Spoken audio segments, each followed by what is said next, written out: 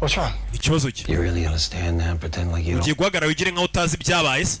You dug up Matthew's grave. Wagiye gucukura igituro cy'umwuzukuru wanjye Matayo. Ntabwo ariko byagenze.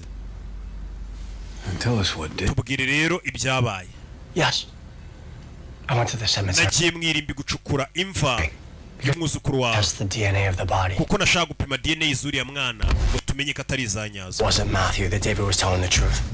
Ariko ngezeyo maze gucukura. Wasn't a body. Nta murambo nasanzemo.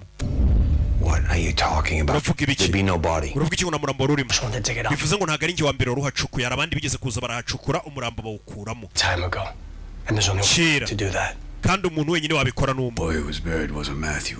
Ni ukuvuga ngo abari bishe Matthew cyangwa se ababeshye ko uriya murambo w'umwana ari uwa Matayo kandi Matayo ari muzima, bari babizi ko ushyingwa atari Matayo. Byabaye ngombwa ko tukimara gushyingura Matayo basubira inyuma bagataburura umurambo wa Matayo bakawutwara, kuko bavugaga ati polisi ishobora kuza nyuma bagafata wa murambo bagapima DNA bagasanga suwo. Bivuze ngo ntabwo tuzigera tubimenya. Hang on. Buretse. Hey, okay? Muzehe yarumiwe. Sharawo ni muzehe Reni.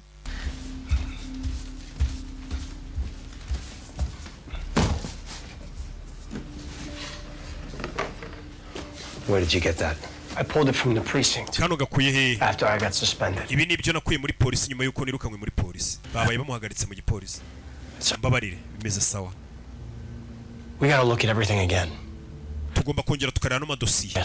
Tukareba niba nta kintu twibagiwemo. David up and took Matthew. Hari ikintu gishobora kuba cyaduhuza na Matayo n'urubanza rwa David. We can ensure that every child. Rero mukoresheje ubuntu bwanyu twakora uko dushoboye buri mwana wese akitabwaho.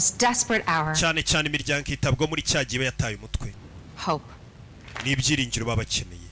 Nasho gukoresha fundraising yashinze akantu k'agafondasiyo. Thank you. Dr. Dreesen. Dr. Dreesen. Dr. Hela. Uvuze ijambo ryiza. Bizute. Pregnant? Ndatwite. Oh, would you excuse me a second? Wamakanya gato. Thank you. You were fantastic. Thank you. Yaje ko ni jambo avuye kuri kubitaje kuri umugabo Dreesen. Introduce you to Gertrude. Reka nguze na Gertrude Payne.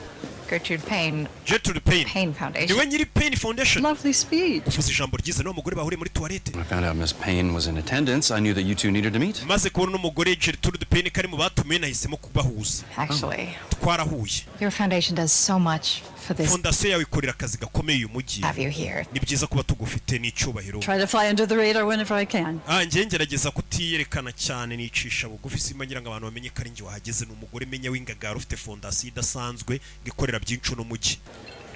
You know, my father started the Payne Foundation. Papa wanjye ubundi niwe watangije icyitwa ngo ni Payne Foundation. After the Second World War. Hari nyuma y'intambara ya kabiri y'isi. He very much wanted to serve, but his physical detected a heart murmur. Hano hantu turagendana gake gake ngo papa w'uyu mugore ngo papa we mbega papa w'uyu mugore ngo papa wanjye yari